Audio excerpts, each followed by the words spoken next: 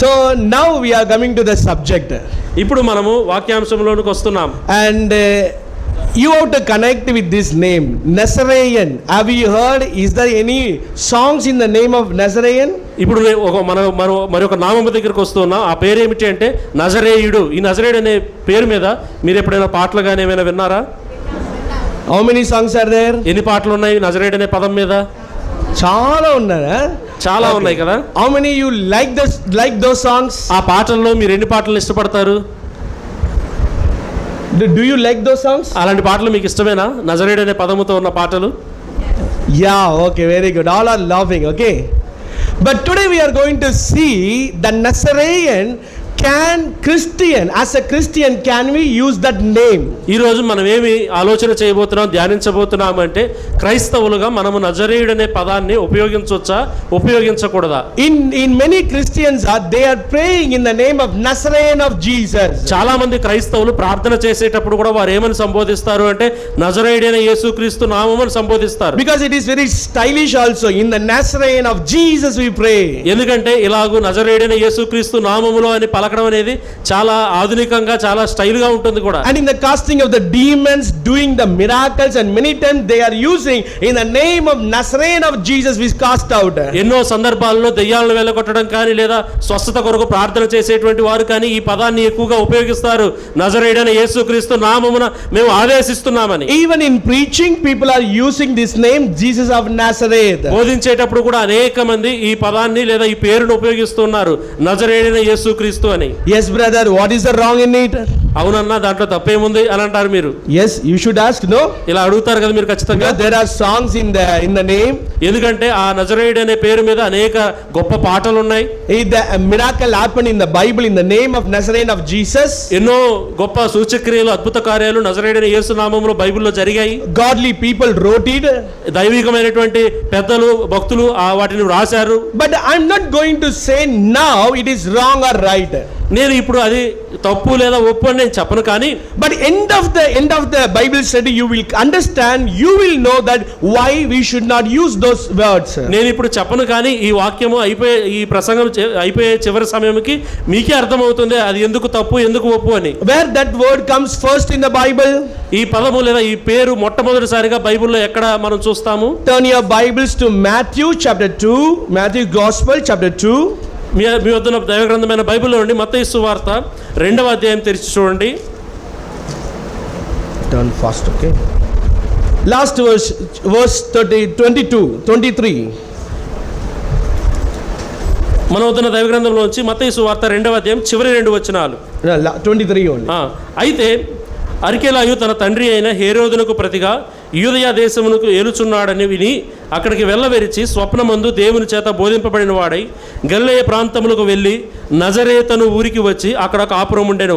ఆయన నజరేయుడు అనబడునని ప్రవక్తలు చెప్పిన మాట నెరవేరినట్లు ఇలాగు జరిగెను. This is the first time Nazaraean comes in the Bible regarding to Jesus. ఇక్కడ నజరేతు అనే పదం మొట్టమొదటిసారిగా యేసుక్రీస్తును గురించి ఉద్దేశించిన మొట్టమొదటిసారిగా ప్రస్తావించబడింది. It is mentioned that he shall be called Nazaraean. ఇక్కడ రాయబడింది కదా చివరి వచనములో అది నజరేయుడు అనబడునని ప్రవక్తలు చెప్పిన మాట ప్రకారం. It might be fulfilled which was spoken by prophets. ప్రవచనాల ద్వారా ప్రవక్తల ద్వారా ప్రవచింపబడినట్లుగా ఆ ప్రవచనం నెరవేర్పు కొరకు ఇలాగు జరిగింది. That means whatever told by the prophet it should be in the Old Testament, right? అంటే దీని అర్థం ఏంటంటే ఖచ్చితంగా ప్రవక్తలు ప్రవచించారు అంటే అది ఖచ్చితంగా పాత నిబంధనలో వ్రాయబడి ఉండాలి. But can we know, can anybody can tell that which direct verse tells about this word? ఈ వచనం ప్రకారం పాత నిబంధనలో వ్రాయబడి ఉండాలి కదా, ఎక్కడ నేరుగా ఇలాగూ ప్రవచింపబడిందో ఎవరైనా చెప్పగలరా? పాత నిబంధనలో he shall be called Emmanuel. He shall be called ఆయన ఇమ్మానుయేల్ అని పిలువబడును.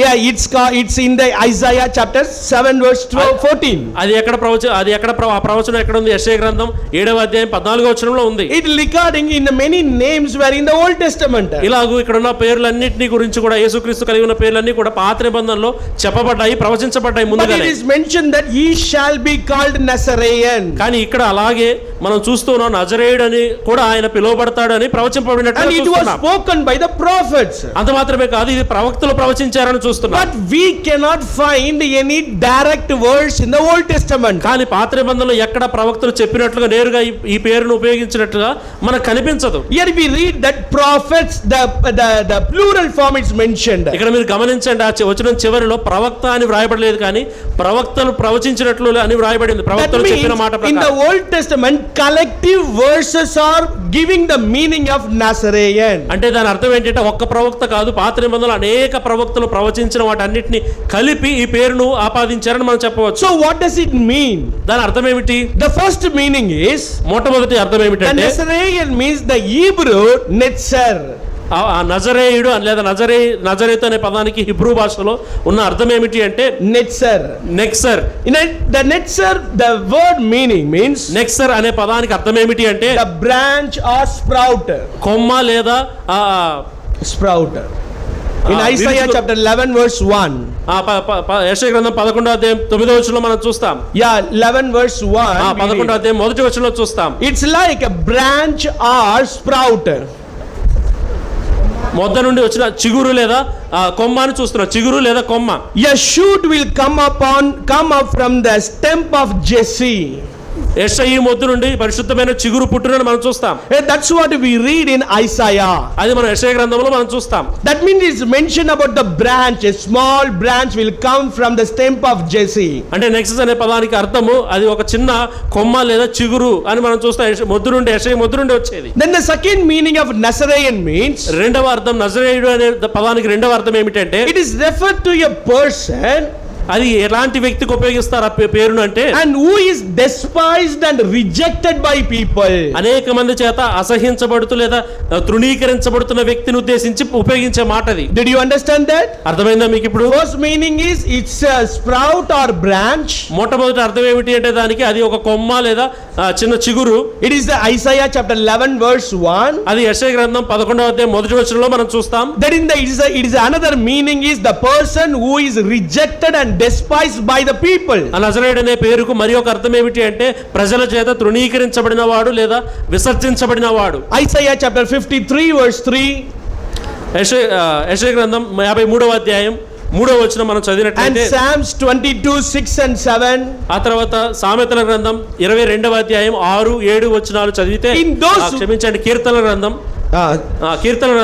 22 22వ అధ్యాయం 6, 7 వచనాలు. In those verses we see that the suffering of Lord Jesus Christ. ఈ రెండు చోట్ల కూడా మనం ఏం గమనిస్తాము అంటే మన ప్రభువైన యేసుక్రీస్తు వారు పొందిన శ్రమలను మనం గమనిస్తాం. The Lord Jesus Christ will suffer. మన ప్రభువైన యేసుక్రీస్తు వారు ఆయన శ్రమ పడ్డాడు. And he will be mocked. అంత మాత్రమే కాదు అపహసించబడ్డాడు. He will be rejected and despised by the people. ప్రజల చేత తృణీకరించబడిన వాడిగా విసర్జింపబడిన వాడిగా ఉంటాడు. In first century the Nazareth, that Jesus grown up in the village of Nazareth. మొదటి శతాబ్దంలో మన ప్రభువైన యేసుక్రీస్తు వారు ఆయన నజరేతు అనేటువంటి ఊరిలో పెరిగినట్లుగా మనం చూస్తాం. It is a 55 miles from Jerusalem, from Jerusalem. ఆ నజరేత్ అనే ప్రాంతము యెరూషలేముకు ఉత్తరాన 55 కిలోమీటర్లలో ఉన్నట్లుగా మనం చూస్తాం. In first century Nazareth was looked down. మొట్టమొదటి శతాబ్దంలో మనం గమనిస్తే నజరేత్ అనేటువంటిది చాలా తక్కువ ప్రాంతము. And it was looked down and it was very small town. చాలా దిగువ ప్రాంతంలో ఉంటుంది. అంత మాత్రమే కాదు చాలా చిన్న పల్లెటూరు అది. It had a negative reputation by the Jewish people. యూదా ప్రజలందరిలో కూడా ఆ నజరేత్ అనే ప్రాంతము చాలా చెడ్డదిగా లేదా ఒక రకమైనటువంటి చెడ్డ పేరు కలిగిన ప్రాంతముగా ఉంది. Why? They are using the slang. Hebrew slang is very worse, very bad slang they will use. ఎందుకంటే వారి మాండలికము వారు ఉపయోగించేటువంటి హెబ్రీ భాష మాండలికం అనేది చాలా యాస చాలా దారుణంగా ఉంటుంది. తక్కువగా అంత మంచిగా ఉండదు. Even in Tamil Nadu also everyone speaks Tamil. Tamil Nadu రాష్ట్రంలో కూడా అందరూ తమిళ్ మాట్లాడతారు మాకు. But in all the places Tamil slangs will be different. కానీ రకరకాల ప్రాంతాలు వచ్చేసరికి ఆ భాష యాస మారిపోతుంది. And we are living in the North Chennai. మేముంటున్న ప్రాంతము చెన్నైలో ఉత్తరాన ఉంటుంది. It's a very worst slang in Tamil. అక్కడ తమిళ్లో మాట్లాడే వాళ్ళందరిలో కూడా మేమున్న ప్రాంతంలోనే ఆ తమిళ భాష చాలా దారుణంగా మాట్లాడతారు. A very pure Tamil only we found in Madurai. చాలా చక్కగా తమిళం మాట్లాడేవారు ఎక్కడ దొరుకుతారంటే మదురైలో మాత్రమే దొరుకుతారు. That's how in Andhra Pradesh also, isn't it? Andhra Pradesh రాష్ట్రంలో కూడా తెలుగు అందరూ బాగా మాట్లాడారు. ప్రాంతాలు మారే కొద్దీ యాసల్లో తెలుగు చండాలంగా మాట్లాడేవారు కూడా ఉంటారు. Yeah, in the proper Telugu, some places only they speak. చక్కగా చక్కని సరైనటువంటి తెలుగు భాష మాట్లాడేవారు కొంత ప్రాంతాల్లోనే ఉంటారు In ఆంధ్రలో the కూడా. same meaning, in Israel, the Nazareth people, they spoke the language, slang is very different. అలాగే ఆ యూదయ ఇశ్రాయేలు ప్రాంతంలో ఇశ్రాయేల్ దేశంలో అంతట్లో కూడా ఈ నజరేత్ అనే ప్రాంతంలో మాత్రమే హెబ్రీ భాషను చాలా దారుణముగా మాట్లాడేవారు ఉన్నారు. No prophet came from Nazareth. ఆ నజరేతులో నుంచి ఏ ప్రవక్త కూడా రాలేదు. No judges comes from the Nazareth. ఆ నజరేతు ప్రాంతం నుంచి ఒక న్యాయాధిపతి కూడా రాలేదు. Especially the Nazareth of Galilee, despised by people. ఆ గలిలయలోని నజరేత్ అనే ప్రాంతం ప్రత్యేకంగా అందరి చేత విసర్జింపబడిన ప్రాంతముగా ఉంది. So first thing we need to understand that ఒక విషయం మనం ఇక్కడ గమనించాలి. మొదటిగా a Nazarene means no direct word in the Old Testament. నజరేయుడు అనే నేరుగా ఆ పదం ఎక్కడా కూడా పాత నిబంధనలో లేదు. It is the collective prophetic verses of the meaning. అనేక మంది ప్రవక్తలు ప్రవచించిన ప్రవచనాల సమ్మేళనముతో వచ్చినటువంటి పదమే నజరేయుడు. It is called, it's a meaning of, first meaning is sprout or the branch. మొదటి అర్థం ఏంటో మనం ఇందాక చూసాం, కొమ్మ లేదా చిన్న చిగురు. The second meaning is the person will be rejected and mocked and despised. రెండవ అర్థము కూడా చూసాం, ఏ వ్యక్తి అయితే విసర్జింపబడతాడో తృణీకరింపబడతాడో అపహసించబడతాడో ఆ వ్యక్తి నజరేయుడు అని పిలువబడతాడు. And then why he called as a Nazarene? కానీ ఎందుకు ఆయన నజరేయుడు అని పిలుస్తున్నాం? Because he was grown up in the town of Nazareth. కేవలం ఒకే ఒక్క కారణం ఏమిటి అంటే ఆయన పెరిగాడు ఎక్కడ అంటే నజరేత్ అనేటువంటి ఊరిలో. Because the identification of the place, Jesus was called as Nazarene. కాబట్టి ఆ ప్రాంతమునకున్న గుర్తింపును బట్టి యేసుక్రీస్తును కూడా నజరేయుడు అని పిలిచేవారు. Here already a person name called Satish Kumar in Andhra Pradesh also, isn't it? ఇక్కడ మన ఉదాహరణకి నా పేరుతో సతీష్ కుమార్ అనే పేరుతో ఆంధ్రాలో కూడా ఒక ఆయన ఉన్నాడు కదా. ఉన్నారా? But how can you identify me? కానీ మీరు నన్ను ఎలా గుర్తుపడతారు? ఇద్దరు పేర్లు ఒకటే. చెన్నై సతీష్ బ్రదర్. అప్పుడు వెంటనే మీరు ఏమని చెప్తారు? ఆయన కాదు చెన్నై సతీష్ అంటారు. That is Andhra Pradesh Hyderabad Satish. ఆయన మీరు చెప్పేది హైదరాబాద్ ఆంధ్రప్రదేశ్ సతీష్ ఆయన. Isn't it somehow you have to identify a person by keeping the name, the place name. ఇలాగూ కొంచెం కన్ఫ్యూజన్ వచ్చినప్పుడు వారిని వేరు చేయడానికి లేదా ప్రత్యేకంగా చెప్పడానికి వారున్న ప్రాంతమును కూడా ప్రస్తావించి చెప్తాం. Jesus was called as a Nazarene because he was identified with the place. యేసుక్రీస్తు కూడా నజరేయుడు అని పిలువబడ్డాడు. కారణం ఏంటంటే అతనున్న ప్రాంతం బట్టి ప్రత్యేకించి అతన్ని గుర్తుపట్టడానికి అలా పిలిచారు. Jesus was not a new name in the Bible. యేసు అనేది కొత్త పేరు కాదు బైబిల్లో. Don't get angry on me, okay? కోపం తెచ్చుకోవద్దు నా మీద. Because many people thought that it is a new name given to the Lord Jesus Christ. అందరూ అనుకునేది ఏంటంటే ఆ నజరేయుడు అనే పేరు కొత్తగా ఆయనకి ఇవ్వబడింది అని. Jesus name already in the Old Testament, also in the New Testament. యేసు అనే పదము అంతకుముందు పాత నిబంధనలో కూడా ఉంది, క్రొత్త నిబంధనలో కూడా ఉంది. While Jesus was alive, there were many people who have a same name. యేసుక్రీస్తు ప్రభువారు ఈ లోకంలో జీవిస్తున్నప్పుడు యేసు అనే పేరుతో అనేక మంది ఉన్నారు ఆయన వలె. We know Barabbas. బరబ్బా మనకు తెలుసు కదా. Some manuscript called him as a Jesus Barabbas. న్యాయపీఠం యొక్క ఒక న్యాయాధిపతి ఇలాగ పిలిచాడంట అతన్ని. Manuscripts, old manuscripts.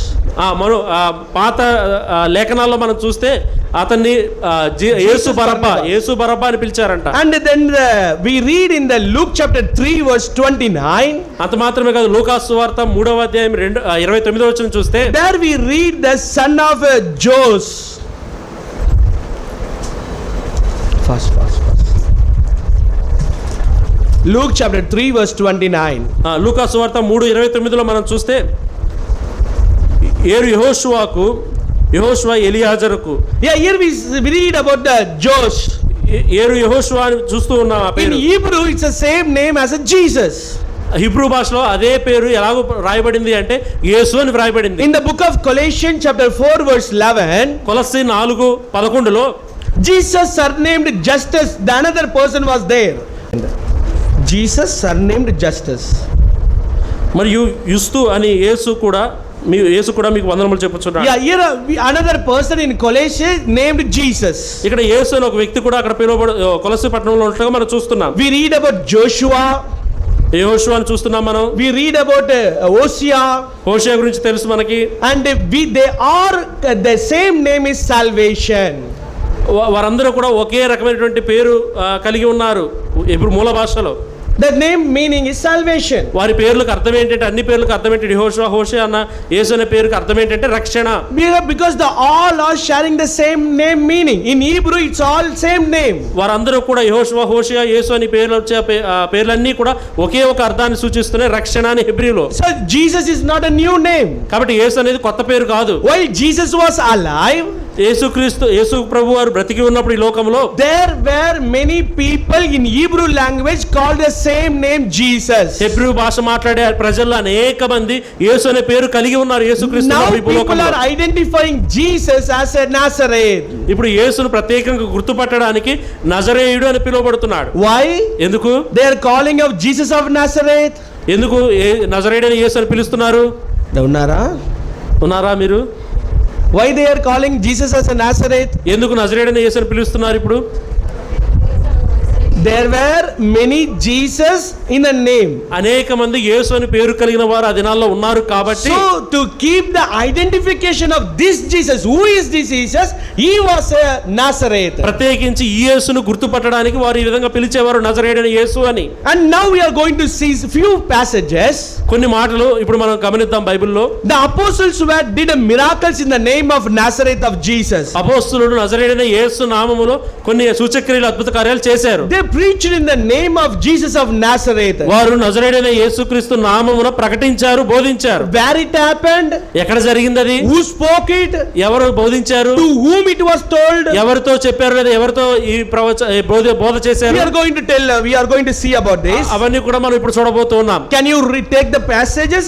Luke chapter 18 verse 37. లూకా సువార్త 8వ అధ్యాయం 27వ వచనం ఒకసారి మరలా తెరిచి చూస్తారా? Luke chapter 18 verse 37. లూకా సువార్త 18వ అధ్యాయం 27వ వచనం. క్షమించండి, లూకా సువార్త 18వ అధ్యాయం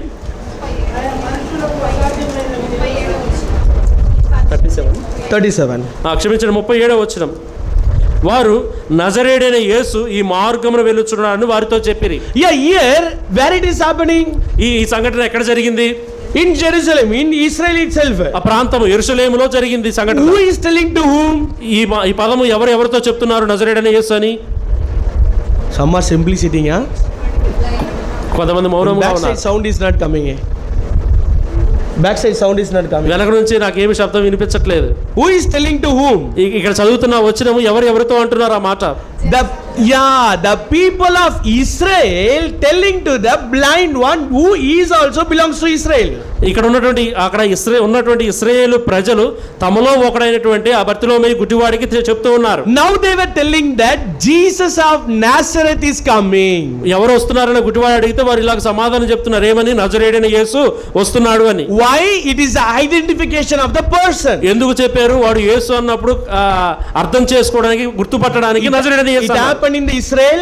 అది ఇశ్రాయేలు ప్రాంతంలో జరిగింది. And it told by the Jewish people. అంత మాత్రమే కాదు, ఆ పలికింది చెప్పింది ఎవరంటే యూదులు. It was told to the blind who is also Jew.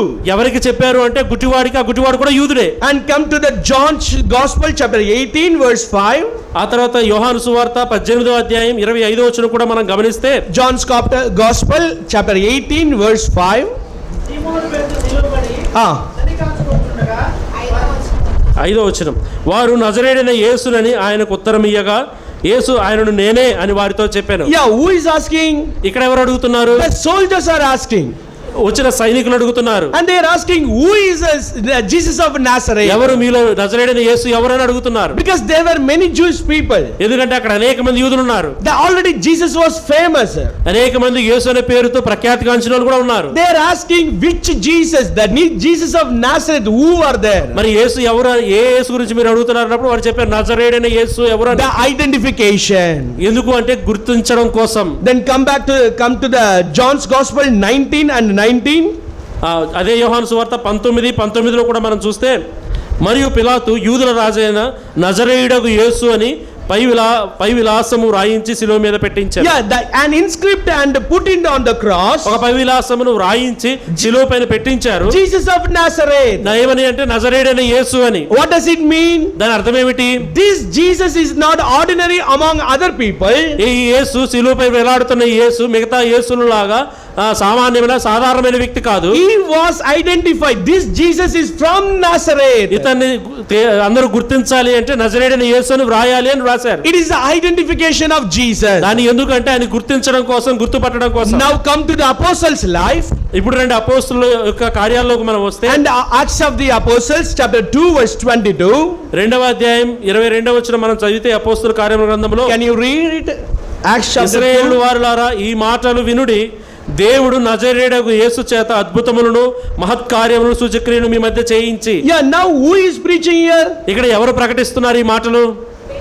Peter. పేతురు. He was a Gentile or is people of Jew?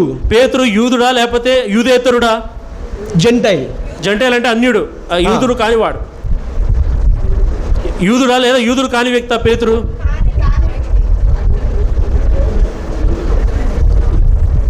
He was a Jew.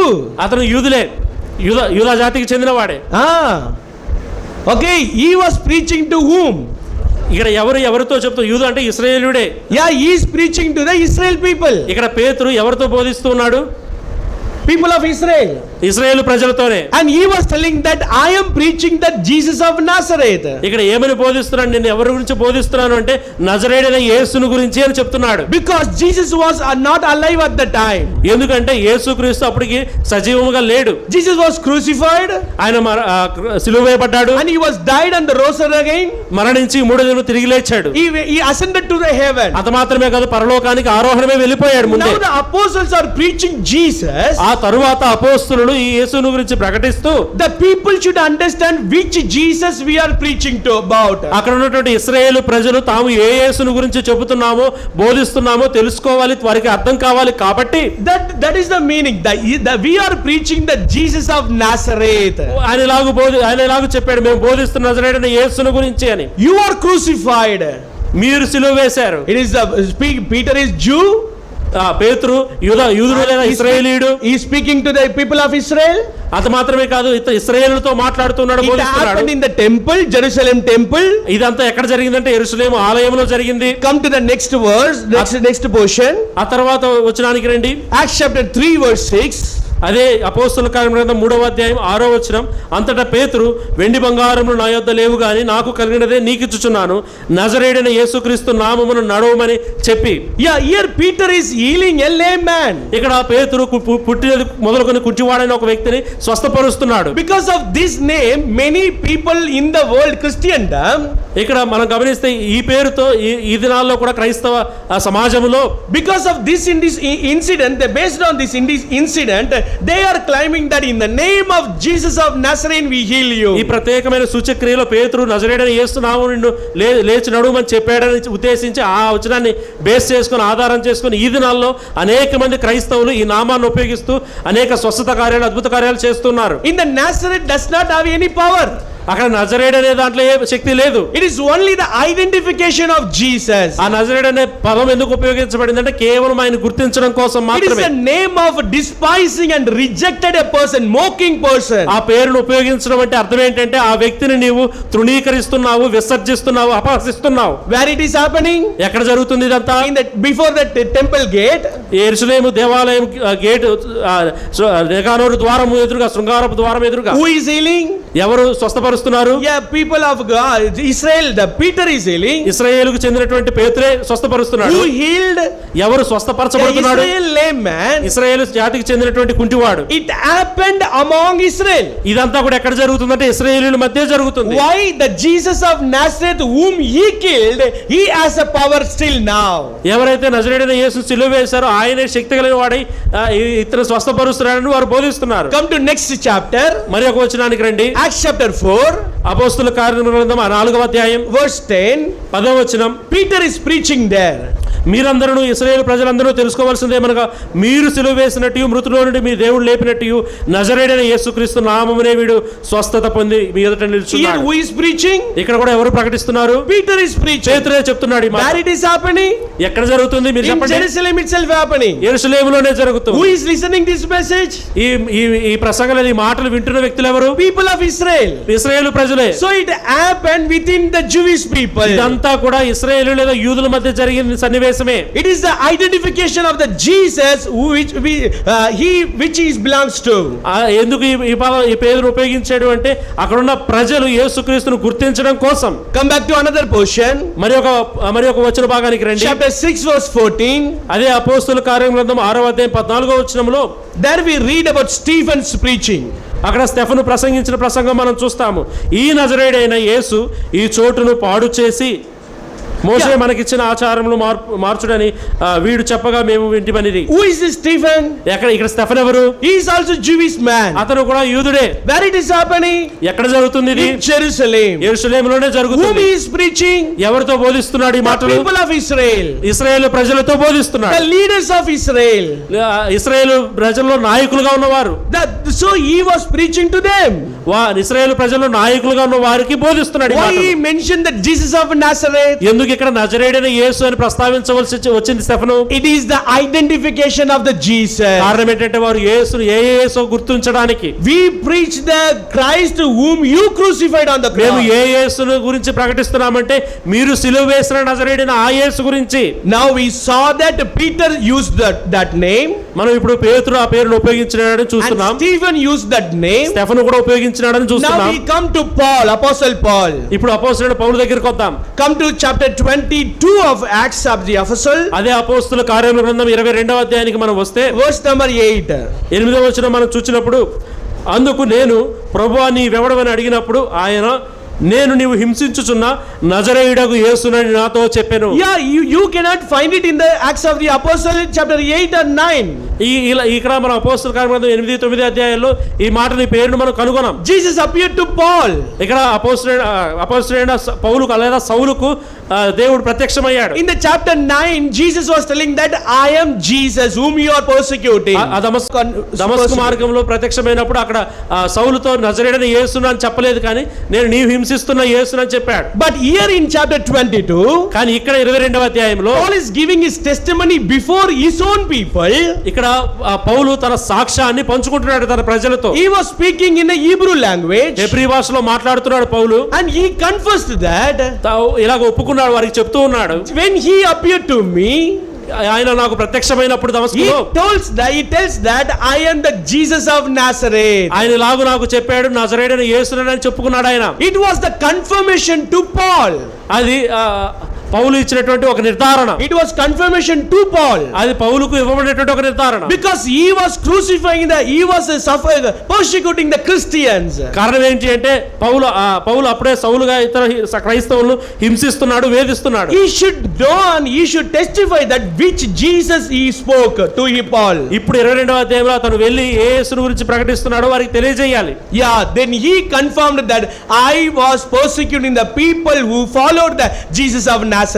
ఇక్కడ నిర్ధారణ చేసి వారికి సాక్ష్యం ఇస్తున్నాడు, నేను ఎవరిని హింసించాను అంటే నజరేయుడైన యేసుక్రీస్తు నామమున. Then come to chapter 26. ఆ తర్వాత 26వ అధ్యాయానికి రండి. Verse 9.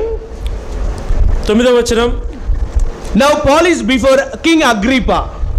ఇప్పుడు పౌలు అగ్రిప్పరాజు ముందున్నాడు నిలబడి. He is in the Jerusalem. ఇప్పుడు కూడా యెరూషలేములోనే ఉన్నాడు. ఆ ప్రాంతం Agrippa chapter 26 verse 3 we read like this. 26:3లో మనం ఇలాగ చదువుతాం. Agrippa was expert in all Jewish customs. యూదా ఆచారములన్నిటిలో కూడా నిష్ఠాగరిష్ఠుడు ఈ అగ్రిప్పరాజు. There he was telling that the Lord Jesus appeared to me. అక్కడ అగ్రిప్పరాజు ముందు పౌలు ఇలాగ చెప్తూ ఉన్నాడు, నాకు యేసుక్రీస్తు ప్రత్యక్షమై కనిపించాడు. And also he is telling that Jesus of Nazareth I am preaching. అంత మాత్రమే కదా అగ్రిప్పరాజుతో ఏమని చెప్తున్నాడు? 6వ వచనంలో నేను నజరేయుడైన యేసు నామమున ప్రకటిస్తున్నానని చెప్తున్నాడు. So it was the identification to Jesus. ఇది యేసుక్రీస్తును గుర్తించడం కోసం ఉపయోగించిన పేరు అని మనం చూస్తున్నాం. The last reference, చివరి రెఫరెన్స్ నేను మీకు చెప్తున్నాను. Acts chapter 24 verse 5. 24వ అధ్యాయం అపోస్తలుల కార్యగ్రంథం.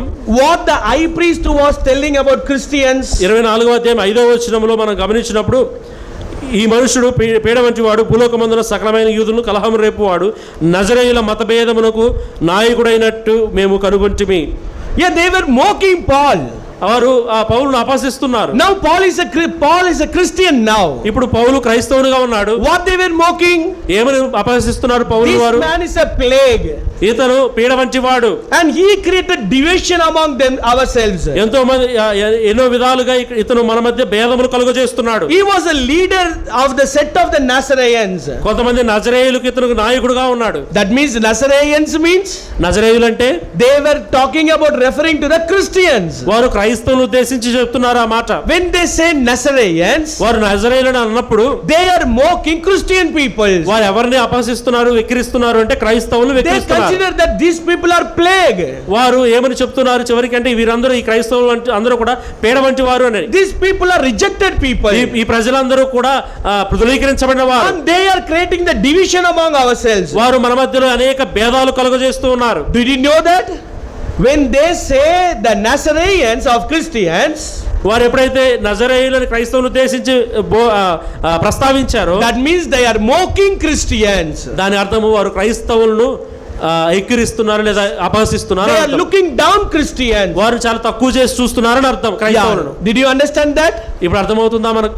The first thing we saw that మొదటగా మనం చూసిన సంగతి, the Nazarene means there is no Old Testament reference. నజరేయుడు అనే పదము లేదా పేరు పాత నిబంధనలో ఎక్కడ ఉన్నట్టుగా మనం చూడం. The meaning of Nazarene means నజరేయుడు అనే పదానికి అర్థము branch or sprout, చిన్న కొమ్మ లేదా చిగురు అని మనం చూస్తున్నాం. and it was despised and mocked. అంత మాత్రమే కాదు, దానికి అర్థం అపహసించబడటం లేదా విసర్జించబడటం అని మనం చూస్తున్నాం. And it was identification of Jesus, which Jesus he was. అది కేవలం ఎందుకు ఉపయోగించబడింది ఆ పేరు అంటే ఆయనను యూదుల్లో పలానా యేసు అని గుర్తించడానికి మాత్రమే ఉపయోగించబడింది. We read all the passages. మనం చదివిన ఈ వచనాలన్నిటిలో కూడా, in all the passages who to telling to whom. ఇప్పుడు నేను చదివించిన ఈ వచనాలన్నిటిలో కూడా ఎవరితో ఈ నామాన్ని ఉచ్చరిస్తున్నారు? Jewish people are telling to Israel people. యూదులు లేదా ఇశ్రాయేలీయులు తోటి ఇశ్రాయేలీయులతో యూదులతో చెప్తున్నారు. That's all. అంతే. But when we come to Gentiles, కానీ ఇప్పుడు మనము అన్యుల దగ్గరికి వచ్చేసరికి, Peter went to Gentiles. ఇదే పేతురు అన్యుల మధ్యకు వెళ్ళాడు. He preached the gospel. అదే అన్యుల మధ్య సువార్త ప్రకటించాడు. Paul appointed for the people of Gentiles. అంత మాత్రమే కాదు, పౌలు నేను అన్యుల అపోస్తులు అన్నాడు. అన్యుల కొరకు అపోస్తులు తాను ప్రతిష్ఠించుకున్నాడు. He went to many places. దేవుని చేత ప్రతిష్ఠించబడి అనేక ప్రాంతాలకు పంపబడ్డాడు పౌలు. They preached the gospel. అనేక చోట్ల సువార్తను ప్రకటించాడు. Not even once they used the Jesus of Nazareth. మీరు గమనించండి, అన్యుల మధ్యకు వెళ్ళి వారు ప్రవచించినప్పుడు ఒక్కసారి కూడా బైబిల్లో నజరేయుడైన యేసు అని వారు ఎక్కడ సంబోధించలేదు ఆ నామాన్ని. Why they did not preach in the name to Gentiles? ఎందుకు అన్యుల మధ్యకు వెళ్ళినప్పుడు నజరేయుడైన యేసు అని వారు పలకలేదు? Because they were not people of Israel. ఎందుకంటే వారు అన్యులు, ఇశ్రాయేలీయులు కాదు. Only people of Israel need a sign. కేవలం ఇశ్రాయేలుకు మాత్రమే అర్థమయ్యేలాగా చెప్పాలి నజరేయుడైన యేసు అని. Yeah, they need a sign. వారికి గుర్తుపట్టాలి, వారికి ఒక గుర్తు కావాలి గుర్తించడానికి. Because of that sign they told that identification, this Jesus of Nazareth. వారు ఎప్పుడైతే నజరేయుడైన యేసు అని అంటారో వారు గుర్తుపట్టగలరు, ఈ నజరేయుడైన యేసు సిలువ వేయబడిన యేసు అని. They will see and they will believe it. వారు అప్పుడు చూస్తారు, నమ్ముతారు. But they came to Gentiles. కానీ అన్యుల వద్దకు వచ్చేసరికి they preached the gospel. వారు సువార్త ప్రకటించారు. పేతురు అలాగే పౌలు they preached about the Christ crucifixion. వారు అదే సిలువ వేయబడిన క్రీస్తుని గురించి ప్రకటించారు. they preached about Christ's death. వారు క్రీస్తు మరణం గురించి ప్రకటించారు. they preached about Christ's resurrection and ascension. క్రీస్తు యొక్క పునరుత్థానం గురించి, ఆయన యొక్క ఆరోహణం గురించి కూడా ప్రకటించారు. everything they preached. అన్ని ప్రకటించారు. కానీ the power of the Holy Spirit work among the Gentiles. అనేక మంది అన్యుల మీదకు పరిశుద్ధాత్మని శక్తి దిగి వచ్చింది. everyone believed that message. ప్రతి ఒక్కరు కూడా ఆ వర్తమానంలో యందు విశ్వాసం ఉంచారు. They never asked once which Jesus you are preaching about. వారు ఎక్కడ కూడా ఒక్క చోట కూడా పేతురు గాని పౌలుడు గాని మీరు ఏ యేసుని గురించి ప్రకటిస్తున్నారని అడగలేదు, అడిగిన దాఖలాలు లేవు. For Gentiles, they need not the identification. అన్యుల యొద్దకు వచ్చేసరికి వారేమి గుర్తించాల్సిన అవసరం లేదు. యేసు అనగానే By faith they believed Lord Jesus. వారు విశ్వాసమును బట్టి ఆయన యందు విశ్వాసం ఉంచారు. But apostles preached to the Israel people only the name Jesus of Nazareth. కానీ అపోస్తలులు యూదులకు లేదా ఇశ్రాయేలులకు ప్రకటించేటప్పుడు మాత్రమే నజరేయుడైన యేసు అని ఉపయోగించారు. కారణం ఏంటంటే అనేక మంది ఆ పేర్లతో ఉన్నారు. అప్పుడు Out of the Israel, ఇశ్రాయేలు దేశం నుంచి బయటికి వస్తే they did many miracles. అనేక సూచక్రియలు చేశారు. They preached gospels. సువార్తను ప్రకటించారు. బయట కూడా They teach many things. అనేక సంగతులు బోధించారు. బయట They కూడా healed many people. బయటకు వచ్చి అనేక మందిని స్వస్థపరిచారు. They cast out many demons. అనేక మందిని దెయ్యములు పట్టిన వారిని స్వస్థపరిచి దెయ్యములు వెళ్ళగొట్టారు. They never once used the name of Jesus of Nazareth at once. అక్కడ ఎక్కడా కూడా వారు ఒక్కసారి కూడా నజరేయుడైన యేసు అనే నామమును ఉపయోగించలేదు. Because for the Gentiles, by faith they have to believe Jesus. కారణం ఏమిటంటే అన్యులు వారు విశ్వాసము ద్వారానే ఆయన యందు నమ్మిక ఉంచారు. Because apostles know. కానీ అపోస్తులకు తెలుసు The name meaning of Nazarene means. అపోస్తులకు ఏమని తెలుసు అంటే నజరేయుడైన యేసు అనే పదానికి అర్థం That is ఏంటంటే the mocking name. అది ఎక్కిరించేటువంటి అపహసించే పేరు. And it puts down the person down. ఎవరిని ఉద్దేశించి ఆ పేరు పలుకుతామో ఆ వ్యక్తిని కించపరిచినట్లు లేదా తక్కువ చేసినట్టు అని అర్థం. Yeah, it is a person whom we are despising and rejecting. ఆ వ్యక్తిని మనము తృణీకరిస్తున్నట్లు అపహసిస్తున్నట్టు. In that name they never ever preached and healed and cast out the demons. అందుకే ఆ పేరున ఆ నామమున వారు ఎక్కడా కూడా స్వస్థపరిచినట్టు గాని ప్రకటించినట్టు గాని దెయ్యములు వెళ్ళగొట్టినట్టు గాని లేదు. Apostle Peter wrote the epistles.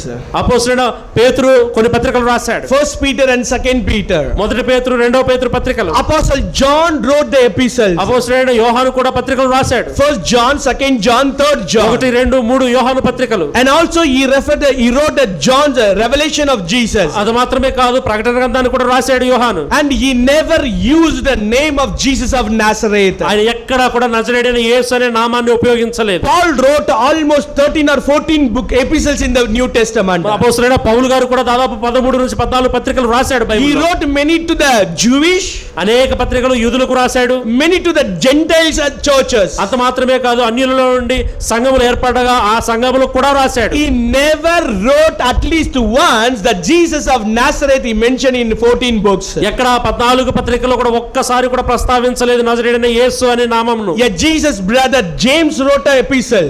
యేసుక్రీస్తు సోదరుడైనటువంటి యాకోబు కూడా ఒక పత్రికను రాశాడు. He never mentioned that name Jesus of Nazareth. యాకోబు కూడా ఎక్కడ కూడా నజరేయుడైన యేసు అనే నామాన్ని పేరును రాయలేదు. Jesus another brother Jude. మరి ఒక సోదరుడు యేసుక్రీస్తుకు మరి ఒక సోదరుడైన యూదా కూడా ఒక He పత్రిక wrote an రాశాడు. epistle. అతను కూడా యూదా He పత్రిక never రాశాడు. mentioned the name Jesus of Nazareth. ఆ యూదా పత్రికలో కూడా ఎక్కడ కూడా నజరేయుడైన యేసును ఉపయోగించలేదు. Because they all know that name is not appropriate to Jesus. ఎందుకంటే వారందరికీ తెలుసు ఆ పేరు ఆయనకు తగినది కాదు అని. It was the name the person humiliating. ఎందుకంటే ఆ పేరుకు అర్థం ఆ పేరును ఉపయోగిస్తున్నామంటే ఆ వ్యక్తిని మనము తక్కువ చేస్తున్నాము అపహసిస్తున్నామని It అర్థం. was the right name to call Jesus. యేసును పిలవడానికి అది సరైన పేరు కాదు. In Philippians chapter 2 verse 11 we read like that. Philippi పత్రిక 2:14లో క్షమించండి 11లో ఇలాగ మనం చదువుతాం. Jesus was given the lordship. ఆయన Lord, Kartar. పైనామముగా ఆయన నామం పైనామముగా హెచ్చించబడింది. Even every tongue should confess. ప్రతి ఒక్క నాలుక ఆయన ఒప్పుకోవాల్సిందే. Every knee should bow. ఆయన ముందు ప్రతి ఒక్క మోకాలు వంగవలసిందే ఆ నామమున. Everyone should confess that Jesus is Lord. ప్రతి వారి నోరు ఆయన ప్రభు అని యేసును ఒప్పుకోవాల్సిందే. Did you read that verse carefully? ఆ వచనాన్ని మనం జాగ్రత్తగా చదివినప్పుడు whatever we do, మనం ఏది చేసినా the glory should go to the Father in heaven. దాని అర్థం మనం చేసే ప్రతి పనికి రావాల్సిన మహిమ తండ్రి అయిన దేవుడు పరలోకమందు అందుకోవాలి, ఆరాధించాలి. When we pray, the glory should go to Father. మనం ప్రార్థించినప్పుడు ఆ మహిమంతా కూడా తండ్రికి చెందాలి. When we sing, the glory should go to the Father. మనము పాడినప్పుడు పాటలు పాడుతున్నప్పుడు కూడా ఆ మహిమ ఎవరికి చెందాలి అంటే ప్రభువుకు లేదా తండ్రికే చెందాలి. When we preach, the glory should go to the Father. మనం బోధిస్తున్నప్పుడు కూడా ఆ మహిమంతా కూడా ఆయనకి తండ్రికే చెందాలి. The verse is very clear. వచనములు చాలా స్పష్టంగా మనకి తెలియజేస్తున్నాయి. When we call Jesus Christ is the Lord, మనము యేసుక్రీస్తు ప్రభువును యేసుక్రీస్తును ప్రభు అని పిలుస్తున్నప్పుడు the glory goes to the Father. ఆ మహిమంతా కూడా తండ్రికి చెందుతుంది. But unknowingly, కానీ తెలియకుండానే మనము the Christians are calling him the Jesus of Nazareth. నేటి జనాలు నేటి క్రైస్తవులందరూ కూడా తెలియకుండానే నజరేయుడైన క్రీస్తు నజరేయుడైన యేసుక్రీస్తు అని పిలుస్తూ ఉన్నారు. They are singing in the name of Nazarene of Jesus. నజరేయుడైన యేసు నామములో పాటలు పాడుతున్నారు. Unknowingly we are putting Jesus down. తెలియకుండానే యేసుక్రీస్తును మనం తక్కువనిగా చేస్తున్నాం. Unknowingly we are mocking him. తెలియకుండానే మనం ఆయన అపహసిస్తున్నాం, వెక్కిరిస్తున్నాం. Unknowingly we are telling that he is humiliated person. మనకు తెలియకుండానే ఆయన్ని ఎంతగానో విసర్జిస్తున్నాం. Only in the human time he was humiliated. Only human body when he was in the body. ఆయన కేవలం మానవ శరీరంలో ఉన్నప్పుడు మాత్రమే అలాగూ తృణీకరించబడ్డాడు, అపహసించబడ్డాడు. And after the resurrection, పునరుత్థానుడై తిరిగి లేచిన తరువాత the lordship was given to him. ఆయనకు మహిమ ఇవ్వబడింది, ఆపాదించబడింది. No more mocking. ఎంత మాత్రం ఇక అపహసించబడ్డా ఆయన. No more rejection and no more despised. ఇక ఆయన ఎన్నటికీ తృణీకారముకు లేదా విసర్జనకు గురి కావాల్సిన అవసరం లేదు. As a king he is sitting on the throne. ఆయన రాజుగా సింహాసనంపై ఆసీనుడై ఉన్నాడు. His name the Lord Jesus Christ is a power. ఆయన నామం అన్ని నామముల కంటే పై నామముగా శక్తిగల నామముగా ఉన్నది. The name Lord Jesus Christ has power. యేసుక్రీస్తు ప్రభు అనేటువంటి నామము శక్తిగల నామముగా ఉన్నది. That will save the people. ఆ నామమే అనేక మందిని రక్షిస్తుంది. That will heal the people. అనేక మందిని స్వస్థపరిచే నామం అది. The Satan will tremble in the name of Lord Jesus Christ. ప్రభు అయిన యేసుక్రీస్తు వారి నామములోనే సాతానుడు అనగదొక్కబడతాడు. That is why whenever we pray, అందుకే మనం ప్రార్థిస్తున్నప్పుడు whenever we pray and when we finish our prayer, మనము ప్రార్థన ముగించేటప్పుడు మనం ఏమని పలుకుతాం? we are proudly and boldly saying that చాలా ధైర్యంగా చాలా ఆనందముగా ఈ మాట చెప్తాం. we pray in the Lord name, the Jesus Christ. మనం గంభీరంగా ప్రార్థన చివరిలో కదా మేము ప్రభువైన యేసుక్రీస్తు వారి నామమున ప్రార్థిస్తున్నాము అని పలుకుతాం. Don't finish your prayer in one word Jesus. కేవలము మీరు ప్రార్థన ముగించేటప్పుడు యేసు నామమున ఒక పదంతో ముగించమాకండి. Don't pray in Jesus Christ's name. లేదా యేసుక్రీస్తు నామమున వదిలేయమాకండి. He is now as a king. ఆయన రాజుగా ఉన్నాడు. He is the most among everyone. ఆయన అందరికంటే కూడా ఘనమైన వాడు, మహిమ కలిగిన వాడు. He was giving a lordship. ఆయనకు మహిమ చెందుతుంది. The name has a power, the great power. ఆ నామమునకు ఎంతో శక్తి ఉన్నది అని మనం చూస్తున్నాం. Each prayer we ought to confess that in the name of Lord Jesus Christ we pray. ప్రతి ప్రార్థన చివరిలో కూడా మనం ఖచ్చితంగా ఇలాగూ పలకవలసిందే, మా ప్రభువైన యేసుక్రీస్తు వారి నామమున. Share with the people. అనేక మందితో మీరు పంచుకోండి. You believe Lord Jesus Christ. మీరు ఎవరిని నమ్ముకోవాలి అంటే ప్రభువైన యేసుక్రీస్తును నమ్ముకోవాలి. The Lord Jesus Christ will heal you. ప్రభువైన యేసుక్రీస్తు నిన్ను స్వస్థపరుస్తాడు. He will save you. ఆయన నిన్ను రక్షిస్తాడు. The Satan will tremble in the name of Lord Jesus Christ. ప్రభువైన యేసుక్రీస్తు వారి నామమున సాతాను వణికిపోతాడు. But what about us? కానీ మన పరిస్థితి ఏంటి? Are you willing to change your view? మీ యొక్క ఆ కోణాన్ని మీరు ఆలోచన కోణాన్ని whatever we practiced for many years, చాలా సంవత్సరాలు తెలియకుండానే మనం కొన్ని ఆచరించి చెప్పి ఉండొచ్చు. but now we have to think about that. కానీ ఇప్పుడు మనం ఆలోచన చేయాలి. It is not my own idea. ఇది నేను చెప్తున్న నా సొంత ఆలోచన కాదు. It is not my own theology. నా జ్ఞానము నుంచి నా చదువు నుంచి వచ్చింది కాదు. Yeah, it is the word of God. ఇది దేవుని వాక్యంలో చెప్తూ ఉన్నది. We have examined and tested from the God's word. దేవుని లేఖనాలన్నిటిని కూడా పరీక్షించి చెప్తున్న మాట. The Nazarene is humiliating word. నజరేయుడు అనే పదము అది అపహసించేటువంటి పదము. An identification of the person. అది ఒక వ్యక్తిని గుర్తించడానికి ఉపయోగించబడింది అంతే. We are Jewish or Gentiles. మనము యూదులమా లేదా అన్యులమా? Any doubt? Right? మనందరము కూడా అన్యులం, యూదేతరులమే మనం. Now some are thinking that we are spiritual Israel people, brother. కానీ కొంతమంది మీరు అనుకోవచ్చు ఆత్మీయంగా యూదులం లేదా ఇశ్రాయేలీయులం. No, we are Christians. కేవలం మనం క్రైస్తవులం. We are not continuation of the people of Israel. మనమేమి ఇశ్రాయేలు వంశాన్ని కొనసాగిస్తున్న వారం కాదు. Even spiritually also we are not belongs to Israel. ఆత్మీయంగా కూడా మనం ఇశ్రాయేలీయులం కాదు. We are Christians. మనము క్రైస్తవులం. We have a unique purpose. మనం ప్రత్యేకమైనటువంటి వారము. We are the most blessed people in this world. world. మనం ప్రత్యేకమైన ఉద్దేశముతో మనం ఆశీర్వదించబడిన జనాంగం. Most blessed than people of Israel. ఇశ్రాయేలు ప్రజల కంటే కూడా గొప్పగా ఆశీర్వదించబడిన We జనాంగం are the మనం. people who believed Jesus by faith. మనందరము యేసుక్రీస్తు యందు ఎలాగ విశ్వాసం ఉంచో కేవలం విశ్వాసం ఉంచి నమ్మకం ఉంచాం ఆయన మీద. Then we ought to honor him, isn't it? కాబట్టి మనం ఆయన్ని గణపరచాలి. When we say Jesus of Nazarene, we cannot honor him. మనము నజరేయుడైన యేసు అని పలికితే ఆయన్ని గణపరిచినట్లు కాదు. The Father will not be glorified. తండ్రికి మహిమ చెందదు. There is no power in it. ఆ పేరులో ఏ శక్తి లేదు. In the same time, I want to clarified another word also, just in 2 minutes. కేవలం 2 నిమిషాల్లో నేను మరి ఒక పేరును గురించి కూడా వివరం ఇవ్వాలనుకుంటున్నాను. Many people are unknowingly tells that Jesus is Jesus. చాలా మంది తెలియకుండానే యేసును ఇలాగ సంబోధిస్తున్నారు, Good Samaritan. మంచి సమరయుడు అని. Have you ever heard that? చాలా మంది విన్నారు కదా ఆ పదాన్ని. Oh, you wrote song also, huh? చాలా పాటలు కూడా విన్నారు కదా రాసి. Very dangerous, isn't it? You have to change these two now. ఈ రెండు మీరు ఈ దినం నుంచి See, this మానుకోవాలి. is not my theology. Don't angry on me, okay? నేను ఇది చెప్పట్లేదు, నా మీద కోపం తెచ్చుకోవద్దు. It is the God's word tells that. ఇది దేవుని వాక్యం చెబుతున్న మాట ఇది. He never called as a Samaritan. ఆయన ఎక్కడ కూడా సమరయుడిగా పిలువబడలేదు. Samaritan means unpurified people. సమరయులు అంటే అర్థము అపవిత్రమైనటువంటి వారు. They lost their purity. వారు తమ పవిత్రతను కోల్పోయిన వారు. They were rejected by God. వారు దేవుని చేత తృణీకరించబడిన They వారు. were rejected by people of Israel. వారు ఇశ్రాయేలు ప్రజల చేత తృణీకరించబడ్డారు, విసర్జించబడ్డారు. They had their own temple in Samaria.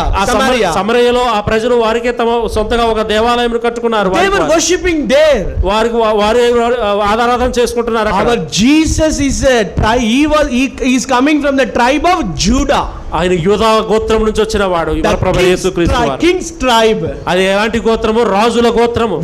We are comparing the king of Judah comparing to the Samaritan. మనము యూదుల రాజు అయిన యేసును తీసుకెళ్లి ఎవరితో పోలుస్తున్నామంటే అపవిత్రమైన సమరయులతో పోలుస్తున్నాం. That parable is not about Jesus.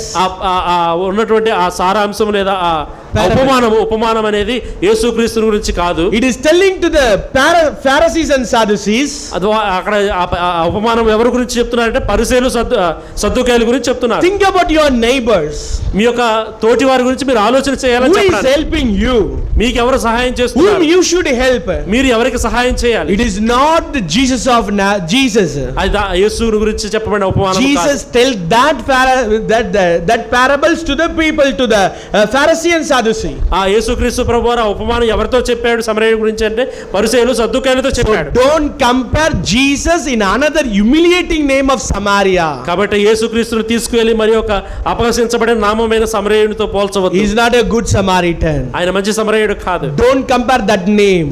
అలాగూ మనం పోల్చి చూడకూడదు, చెప్పకూడదు. He is the king of Judah. ఆయన యూదా గోత్రపు రాజు అయి ఉన్నాడు. He is the priest. ఆయన యాజకుడు. He is the true God of Israel. ఆయన నిజమైనటువంటి దేవుడు ఇశ్రాయేలీయులకు. So don't compare that name with Jesus. కాబట్టి ఆ పేరు నువ్వు తీసుకొచ్చి యేసుక్రీస్తుకు ఆపాదించకూడదు. Hope you can understand even little also. కొంత మేరకు మీరు అర్థం చేసుకున్నారని నేను నమ్ముతున్నాను. So please take a step to change many things in the Christendom. కాబట్టి ఇక్కడ నుంచి క్రైస్తవ జీవితంలో ఇలాగో అనేక మార్పులు చేసుకోవడానికి సిద్ధపడాలి. If we don't change, our people will not change. మనము మారకపోతే మన తరువాతి వారు మారరేక. When something explained from the word of God, ఏదో ఒక విషయం ఇలాగూ మీకు విశదీకరించబడి దేవుని వాక్యం ద్వారా చెప్పబడినప్పుడు we have to obey it, isn't it? దాని గురించి మనం లోబడాలి. I hope you all are obedient to God's word. మీరందరూ కూడా దేవుని వాక్యానికి లోబడేవారని అనుకుంటున్నాను. May God help us to continue and obey to his word. ఇలాగ దేవుని వాక్యానికి లోబడి జీవించడానికి దేవుడు మనకి సహాయం చేయను. Thanking God for this wonderful opportunity. ఇలాంటి మంచి అవకాశం అనుగ్రహించినందుకు దేవుని నేను స్తుతిస్తున్నాను. Thank you to the servant of God, Brother Sunny Anna. మరి స్థానిక సంఘ సేవకుడు సన్నీ అన్నకు కూడా నా హృదయపూర్వకమైన వందనాలు. And thanks to Adangi Assembly. Addanki సంఘం అంతటా ఉన్న అందరికీ కూడా మీకు కూడా నా హృదయపూర్వకమైన వందనాలు. And all other assemblies also who came here. అలాగే బయట ప్రాంతం నుంచి అనేక సంఘాల నుంచి ఇక్కడికి వచ్చారు. All are coming to me with a joyful heart. ఎంతో ఆనందముగా నా యొద్దకు వచ్చి నన్ను పలకరించారు అనేక మంది. Brother, we are praying for you, brother. మీ కొరకు నేను ప్రార్థన చేస్తున్నామన్నాను నాతో చెప్పారు. That really gives me a great joy in my heart. అది నాకు నిజంగా ఎంతో సంతోషాన్ని కలుగజేసింది నా హృదయానికి. Thank you for your prayers and thank you for your hospitality and love towards us. మీరు నాపై చూపిస్తున్న ప్రేమకు నాకు కల్పించినటువంటి ఆతిథ్యానికి కూడా నేను నిజంగా మీకు హృదయపూర్వకమైన వందనాలు చెప్తున్నాను. God's name be glorified. దేవుని నామము మహిమపరచబడును గాక. Amen. ఆమేన్.